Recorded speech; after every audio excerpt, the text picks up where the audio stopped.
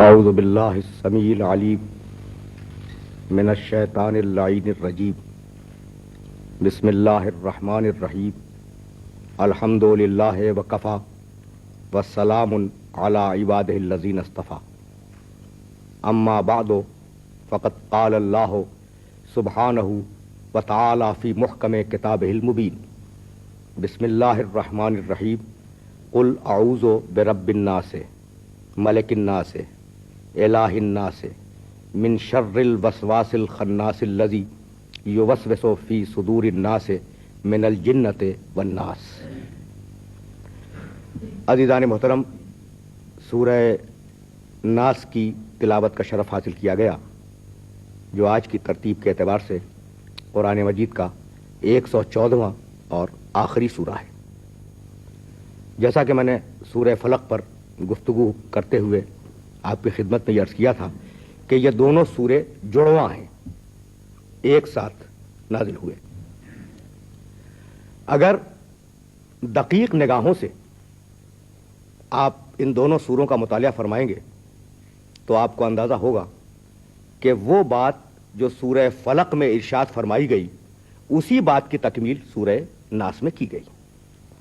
اب میں ترجمہ آپ کی خدمت میں عرض کروں تاکہ ان آیات کے الفاظ پر رک کر ہماری گفتگو مکمل ہو سکے۔ بسم اللہ الرحمن الرحیم قل اعوذ برب الناس، حبیب کہو کہ میں پناہ چاہتا ہوں رب الناس کی، انسانوں کے رب کی، ملک الناس، انسانوں کے بادشاہ کی، ملک بادشاہ، الہ الناس، انسانوں کے معبود کی، مقصود حقیقی کی پناہ چاہتا ہوں۔ کس سے بچ کر؟ من شر الوسواس الخناس، وہ وسوسہ پیدا کرنے والا جو غیر مرئی ہے اور نظر نہیں آتا، اس کے شر سے بچ کر اللہ کی پناہ چاہتا ہوں۔ یہ ہے کون؟ الذی یوسوس فی صدور الناس، یہ وہ وسوسہ پیدا کرنے والا ہے جو انسانوں کے صدور میں، سینوں میں وسوسہ پیدا کرتا ہے۔ من الجنۃ والناس، یہ وسوسہ پیدا کرنے والا جنوں میں بھی ہے اور انسانوں میں بھی ہے۔ بھائی عجیب و غریب منزل قرآن فہمی کی یہ ہے کہ اگر آپ سورہ فلق پہ غور کریں تو اس پورے سورے میں پروردگار عالم نے اپنے لیے کل ایک نام استعمال کیا، رب الفلق۔ قل اعوذ برب الفلق، ایک ہی نام ہے نا اس کا، اور 4 شر گنوا دیے، من شر ما خلق ومن شر غاسق اذا وقب ومن شر النفاثات فی العقد ومن شر حاسد اذا حسد۔ یعنی ایک شر تو عام ہے، ومن شر ما خلق، ہر شے جو خلق ہوئی ہے اس کے شر سے بچا لے۔ اس کے بعد 3 خصوصی شر ہیں، تو ایک نام اور 3 شر۔ وہ جو عام شر تھا اس کی فہرست دے دی نا، رات کی تاریکی کا شر، گرہوں میں پھونکے مارنے والیوں کا شر، اور حسد کرنے والے کے حسد کا شر۔ تو ایک رب الفلق اور 3 شر، یعنی خدا کا ایک نام اور 3 شر۔ اب بالکل بے عین ہی اس کا برعکس اس آیت میں کہ خدا کے 3 نام، رب الناس، ملک الناس، الہ الناس، اور شر ایک، من شر الوسواس۔ اب یہ ہے قرآن فہمی کی بنیاد جو میں عرض کرنا چاہتا ہوں کہ بھئی اس نقطہ نظر سے اور اس زاویہ سے قرآن پہ غور کریں کہ سورہ فلق میں شر 4 ہیں، یعنی کم سے کم 3، میں نے عرض کیا نا کہ ایک عام ہے اور 3 خاص ہیں، تو اگر 4 بھی لے لیں تو شر 4 اور اللہ کا نام 1۔ اور اس کے برعکس اس سورے میں کیا ہے کہ اللہ کے نام 3 اور شر 1۔ بھئی آخر بات کیا ہے نا قابل غور بات؟ تو عزیزو، سورہ فلق کو سورہ ناس سے اگر الگ کر کے آپ دیکھیں گے تو کبھی یہ سورہ سمجھ میں نہیں آئے گا۔ یہ سورہ ناس سورہ فلق ہی کی تکمیل ہے۔ کن شروں سے بچنے کے لیے آپ کو کہا سورہ فلق میں؟ مخلوقات کا شر، تاریکیوں کا شر، رکاوٹیں ڈالنے والوں کا شر، حسد کرنے والوں کا شر، یعنی جو شر آپ کو پہنچ رہا ہے اس سے بچنے کی دعا سورہ فلق میں ہے۔ اور جو شر آپ پہنچا سکتے ہیں وسوسے کے ذریعے، بھئی آپ کے دل میں وسوسہ آ گیا اور آپ نے دوسرے کو نقصان پہنچا دیا، تو جو شر آپ کو پہنچ رہا تھا اس سے بچنے کی دعا سورہ فلق میں بتلائی، اور جو شر آپ پہنچا سکتے ہیں دوسروں کو اس سے بچنے کی دعا سورہ ناس میں آپ کو بتلائی گئی۔ یعنی یہ باریکی رکھی گئی ان آیات کے اندر۔ لیکن اگر آپ غور کریں تو آپ کو اندازہ ہوگا کہ یہ جو 4 شر بتلائے گئے ہیں سورہ فلق میں، یہ دنیاوی شر ہے.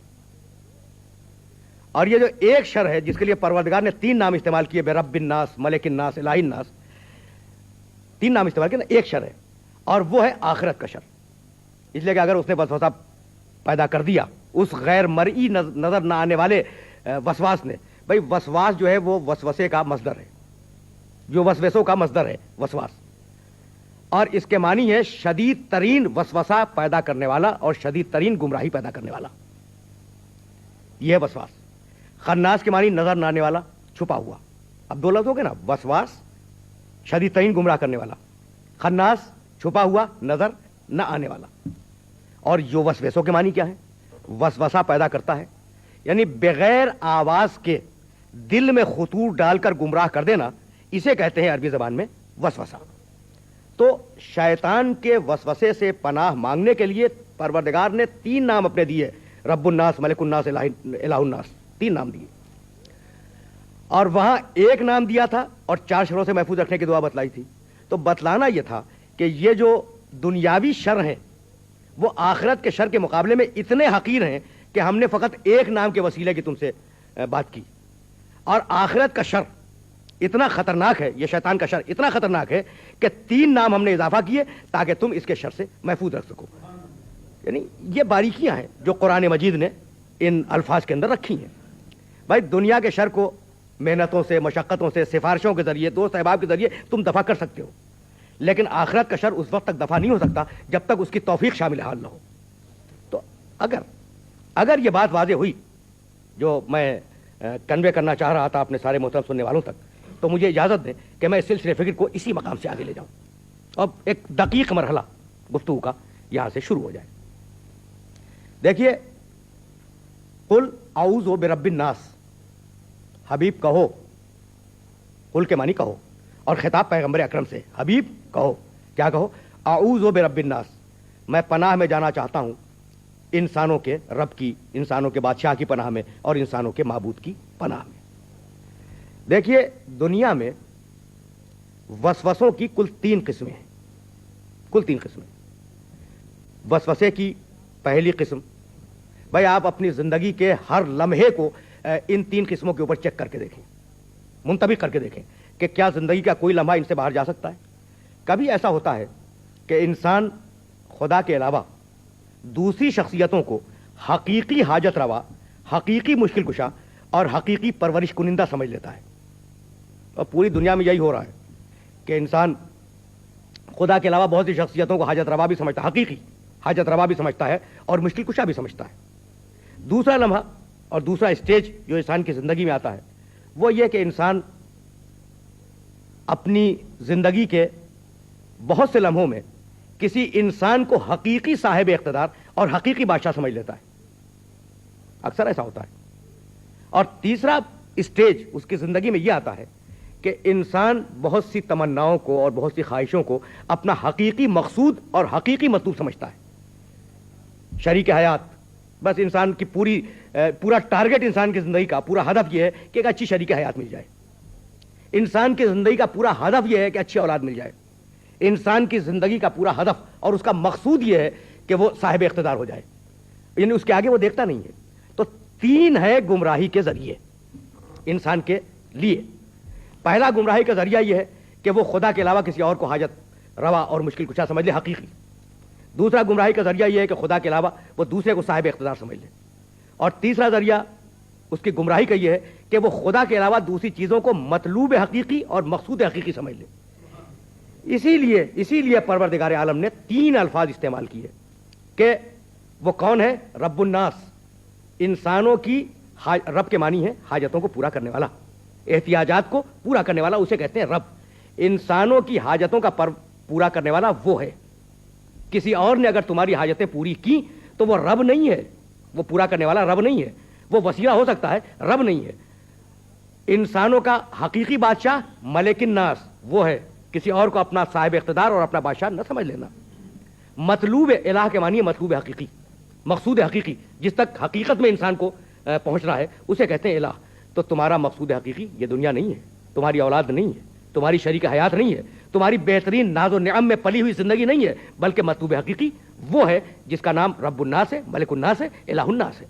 اگر یہ بات واضح ہو گئی تو قل حبیب کہو, کیا کہو, کہ میں اس اللہ کی بارگاہ میں جانا چاہتا ہوں. کس سے بچ کر؟ اس شیطان سے بچ کر جو وسوسہ پیدا کرتا ہے دلوں میں, صدور میں, سینوں میں. بھئی یہی ہے نا. کیا امکان ہے اس بات کا کہ نعوذ باللہ من ذالک پیغمبر اکرم کے سینے میں ابلیس وسوسہ پیدا کر جائے؟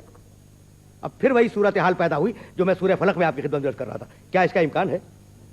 بھئی سورہ نحل قرآن مجید کا 16واں سورہ, اور اس سورے میں 3 مسلسل آیتیں 98, 99, 100. یہ اس لیے عرض کر رہا ہوں کہ جا کر آپ ملاحظہ فرمائیں ان آیات کے ترجمے کو. فَإِذَا قَرَأْتَ الْقُرْآنَ فَاسْتَعِذْ بِاللَّهِ مِنَ الشَّيْطَانِ الرَّجِيمِ إِنَّهُ لَيْسَ لَهُ سُلْطَانٌ عَلَى الَّذِينَ آمَنُوا وَعَلَى رَبِّهِمْ يَتَوَكَّلُونَ إِنَّمَا سُلْطَانُهُ عَلَى الَّذِينَ يَتَوَلَّوْنَهُ وَهُمْ بِهِ مُشْرِكُونَ. پھر پیغمبر اکرم سے خطاب ہے, فَإِذَا قَرَأْتَ الْقُرْآنَ, حبیب جب تم قرآن پڑھو, فَاسْتَعِذْ بِاللَّهِ, تو اللہ سے پناہ مانگو. بھئی کس سے ڈر کر؟ من الشیطان الرجیم, شیطان رجیم کے شر سے بچنے کے لیے جب تم قرآن پڑھو تو اللہ کی پناہ میں جاؤ. انہو لیس لہ سلطان علی الذین آمنوا, اس شیطان کو اقتدار حاصل نہیں ہے ان لوگوں پر جو صاحبان ایمان ہیں. وعلی ربہم یتوکلون, اور جو اپنے رب پر توکل کرتے ہیں, بھروسہ کرتے ہیں, ان پر شیطان کوئی اپنا داؤں آزما نہیں سکتا. انما سلطانہ علی الذین یتولونہ, اس کا اقتدار اور اس کا قابو فقط ان لوگوں پر چل سکتا ہے جو اس شیطان کو دوست رکھتے ہوں. وہم بہی مشرکون, اور جو مشرک ہوں. یعنی واضح الفاظ میں یہ بتلا دیا, واضح الفاظ میں یہ بتلا دیا پروردگار عالم نے اس آیہ مبارکہ میں, یہ جو آخری آیت ہے, کہ شیطان کا داؤں مشرک پر اور گنہگار پہ چلے گا, مومن پر اور خدا پر توکل کرنے والے پر شیطان کا داؤں چل نہیں سکتا. تو بھائی مومن کی شان یہ ہے کہ شیطان اسے گمراہ نہ کر سکے, یہ مومن کی شان ہے. تو اب وہ نبی جس پر ایمان لانا ہی اہل اسلام ہو, اس پر شیطان کا داؤں کہاں سے چل جائے گا؟ تو ممکن نہیں ہے, ممکن نہیں ہے کہ پیغمبر اسلام پر یا کسی نبی اولو العزم پر, کسی نبی پر, کسی ہدایت کرنے والے پر شیطان کا داؤں چل جائے گا, یہ ممکن نہیں. لیکن عجیب بات یہ ہے کہ سورہ ناس میں قل حبیب کہو, اور سورہ نحل کی آیت میں فاستعذ حبیب تم اعوذ باللہ کہو. تو جب داؤں چل نہیں سکتا نبی پر, تو یہ حکم نبی اکرم کو کیوں دیا گیا؟ اب ذرا سی گفتگو آ گئی ہے سورہ والناس کے حوالے سے, تو یہ بات واضح ہو جائے. دیکھیے قرآن مجید کی شان یہ ہے کہ ایاک آنی واسمعیہ جارا, یہ محاورہ ہے عربی زبان کا, یعنی مخاطب کیا گیا آپ کو اور سنانا کسی اور کو مقصود ہے. یہ دنیا کا ایک طریقہ ہے نا بات کرنے کا, کہ بات میں نے آپ سے کہی لیکن مخاطب حقیقت میں آپ نہیں ہیں, بلکہ آپ کے پہلو میں جو انسان بیٹھا ہوا ہے میں اس کو مخاطب کرنا چاہ رہا ہوں, بربنائے مصلحت آپ سے کہہ رہا ہوں تاکہ وہ بھی سن لے. تو اسی طریقے سے مراد اس میں امت تھی اور مخاطب کیا گیا پیغمبر اکرم صلی اللہ علیہ وآلہ وسلم کو, تاکہ پیغمبر کے وسیلے سے اور پیغمبر کے ذریعے سے امت تک یہ بات پہنچ جائے کہ شیطان اتنی بڑی شر کی شے ہے, اتنی بڑی آفت رکھنے والی مخلوق ہے کہ اس کے شر سے بچنے کے لیے ہم نے اپنے حبیب کو حکم دیا ہے. تو جب ہم اپنے حبیب کو حکم دے رہے ہیں تو تمہاری حیثیت کیا ہے؟ تم تو اپنی زندگی کے ہر لمحے میں اٹھتے بیٹھتے شیطان کے شر سے بچنے کی دعا مانگتے رہو. اچھا, جب یہ بات واضح ہو گئی تو یہ شیطان ہے کیا؟ بھئی کیا ہے شیطان؟ یہاں کا شیطان رجیم اس سورے میں مبارکہ میں فرمایا وسواس خناس. تو دیکھیے شیطان کا مادہ روٹ ہے شطن. شطن کے معنی پس ترین اور خبیث ترین شے, اور شیطان کے معنی سرکش ترین اور متمرد ترین مخلوق. اب یہ سوال عام طریقے سے ذہن انسانی میں پیدا ہو سکتا ہے کہ شیطان جب سرکش ترین اور متمرد ترین مخلوق ہے تو کیا ضرورت لاحق تھی پروردگار عالم کو کہ وہ شیطان کو خلق فرمائے؟ یہ سوال پیدا ہو سکتا ہے ذہن انسانی میں. لیکن میں سمجھتا ہوں کہ یہ سوال اتنا آسان ہے کہ میرے سارے سننے والے ایک لفظ کی وضاحت سے اس کی طرف متوجہ ہو سکتے ہیں. وہ یہ کہ پروردگار عالم نے شیطان کو شیطان خلق نہیں فرمایا.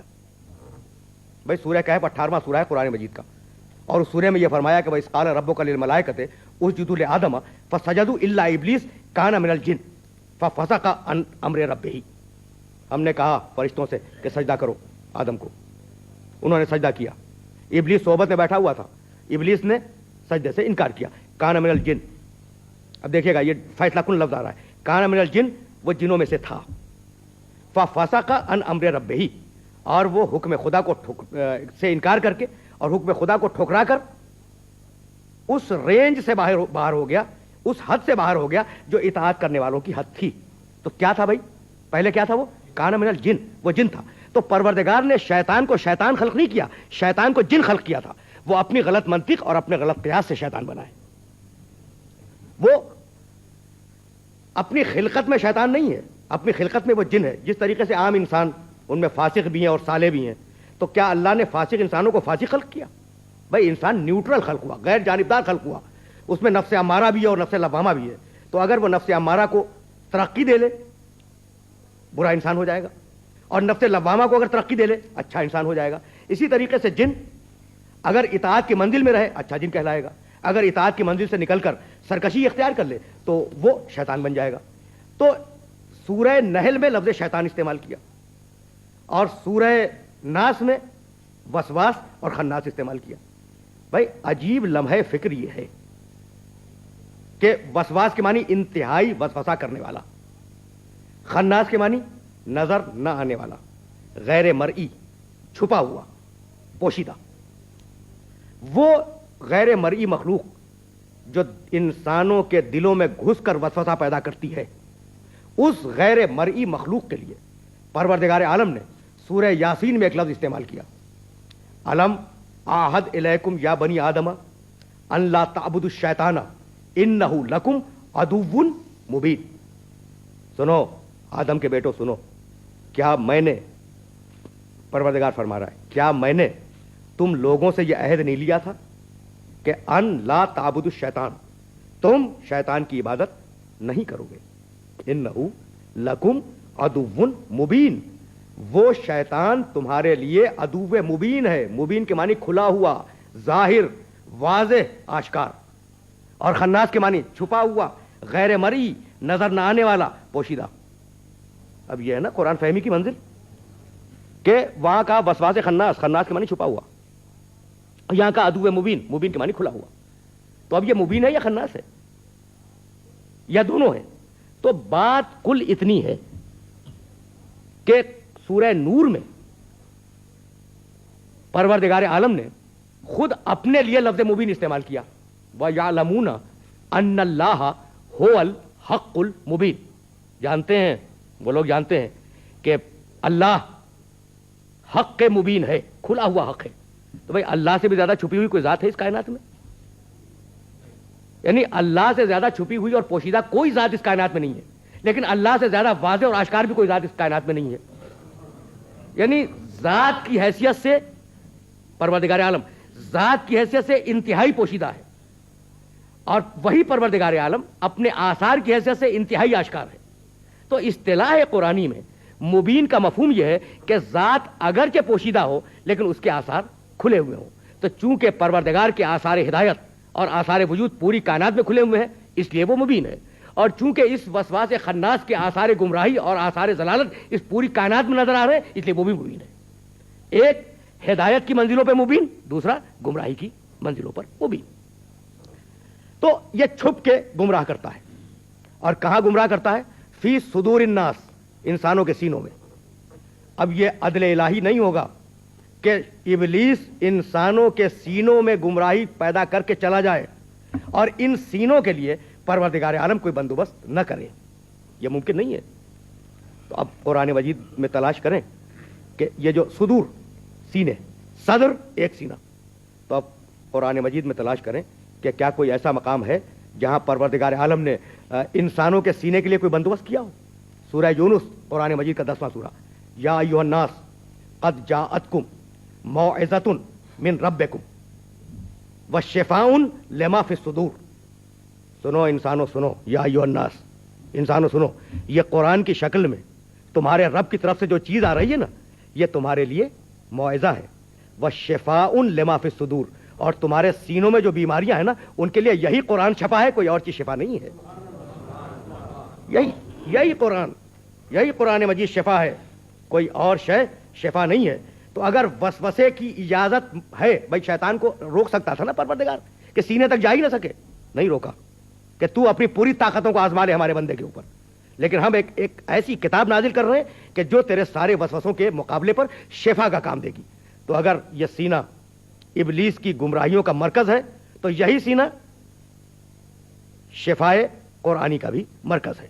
اگر یہ بات واضح ہو گئی تو یہ لفظ صدر دیکھیں اور لفظ صدور دیکھیں۔ بھائی اسلام کا مرکز بھی یہی سینہ ہے۔ سورہ انعام قرآن مجید کا 6واں سورہ اور اس سورے کی 125ویں آیت، فَمَن يُرِدِ اللَّهُ أَن يَهْدِيَهُ يَشْرَحْ صَدْرَهُ لِلْإِسْلَامِ وَمَن يُرِدْ أَن يُضِلَّهُ يَجْعَلْ صَدْرَهُ ضَيِّقًا حَرَجًا كَأَنَّمَا يَصَّعَّدُ فِي السَّمَاءِ كَذَلِكَ يَجْعَلُ اللَّهُ الرِّجْسَ عَلَى الَّذِينَ لَا يُؤْمِنُونَ۔ اللہ جب کسی انسان کی ہدایت کا ارادہ کرتا ہے تو یشرح صدرہ، اس کے سینے کو کھول دیتا ہے۔ کس چیز کے لیے؟ للاسلام، اسلام کے لیے۔ تو اسلام کا مرکز کیا ہے؟ سینہ۔ بھائی اگر گمراہی کا مرکز ہے کہ ابلیس گھس کے سینے میں گمراہ کرے تو پھر اسلام کا مرکز بھی یہ سینہ ہے، اور قرآن اسی سینے کے لیے شفا ہے۔ اور اب کفر کا مرکز بھی یہی ہے، سینہ، سورہ نحل۔ اور عجیب و غریب آیت، من کفر باللہ من بعد ایمانہ الا من اکرہ وقلبہ مطمئن بالایمان ولکن من شرح بالکفر صدرا فعلیہم غضب من اللہ ولہم عذاب عظیم۔ سنو، اگر کوئی شخص اپنی زبان سے اور اپنے دل سے خدا کا انکار کرے، من بعد ایمانہ، ایمان لانے کے بعد پھر خدا کا، من کفر باللہ من بعد ایمانہ، اگر ایمان لانے کے بعد وہ پھر اللہ سے کا انکار کر دے اور پھر کیا کرے؟ اپنے سینے کو کفر کے لیے کھول دے، اپنے سینے کو کفر کے لیے کھول دے، تو اللہ کا غضب اس پہ نازل ہوگا اور اس پر عذاب عظیم نازل ہوگا۔ اللہ درمیان کا ٹکڑا ہے، ایکسیپشن، اللہ من اکرہ وقلبہ مطمئن بالایمان۔ ہم اس کی بات نہیں کر رہے ہیں جسے زبردستی کی جائے، جس پر زور ڈالا جائے، جس پر ظلم کیا جائے اور مجبور ہو کر وہ ایمان کے خلاف زبان سے کوئی جملہ کہہ دے، حالانکہ اس کا دل ایمان پر مطمئن ہے۔ تو جس کا دل ایمان کے اوپر مطمئن ہو اور زبان سے ایمان کے خلاف کوئی جملہ کہہ دے، ہم اس کو ہٹا رہے ہیں۔ لیکن جس کا دل بھی کفر پہ مطمئن ہو جائے، جس کا سینہ بھی کفر کے لیے کھل جائے اور پھر وہ زبان سے کفر کا اعلان کرے، تو ہم اس پر قیامت میں عذاب عظیم نازل کریں گے۔ تو شفا ہے قرآن سینے کے لیے، وسوسہ سینے میں، اسلام کا مرکز سینہ، کفر کا مرکز سینہ۔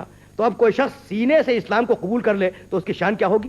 سورہ زمر، افمن شرح اللہ صدرہ للاسلام فہو علی نور من ربہ، جو شخص اپنے سینے کو اسلام کے لیے کھول دے، افمن شرح اللہ صدرہ للاسلام، اللہ جس انسان کے سینے کو اسلام کے لیے کھول دیتا ہے، فہو علی نور من ربہ، اسے اللہ اپنی طرف سے نور بھی عطا کرتا ہے۔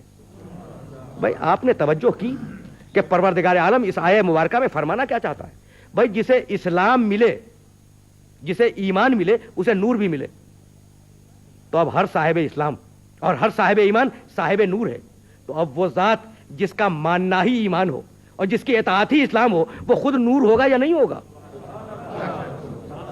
وہ خود نور ہوگا یا نہیں ہوگا؟ وآخر دعوانا ان الحمد للہ رب العالمین۔